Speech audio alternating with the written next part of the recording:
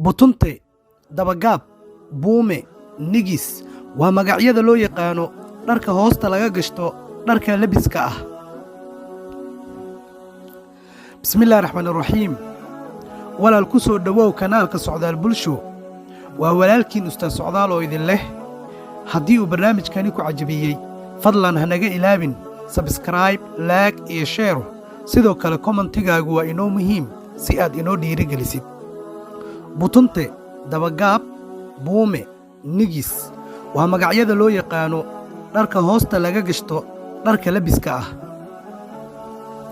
waxaa baryahanba isa soo taraayay in dharka kor laga xirtaahi ay iska tuureen dhalinta hadda soo koraysa ayaga oo labiska raadinaya buume jeemis ah oo ay u bixiyeen half-jay. buumahani waxa uu ka koreeyaa cajirada ayada oo ay mararka qaar wax ka qarsani aynan jirin. horay ma u maqli jirtay cawradaada qarso, hadda waxa ay maraysaa waryaa cawradaada qarso.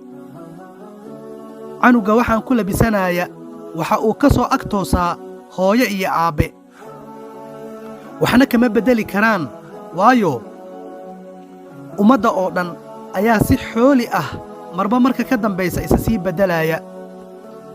haddaba maxaa ku kalifaya dhalinta in ay xirtaan dhar nuucan ah?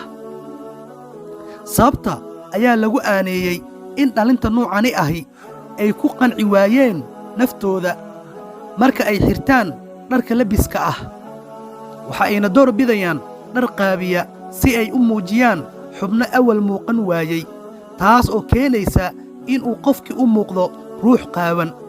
waxa ayna qofkii waddada maraayey ku kalifaysaa arrinkani inuu yidhaahdo waryaa is-astur, taas oo keeni karta mararka qaar dagaal, aflagaado iyo wixii la mid ah. maadaama uu isu arko reer magaal kor u kaadshay, waxaan guntii iyo gabagabadii ku leeyahay hooyo iyo aabbe, uwadkaaga u sheeg in ay quruxdu tahay asturaad. haadaa wabillaahi tawfiiq, wassalaamu calaykum waraxmatullaahi wabarakaatu.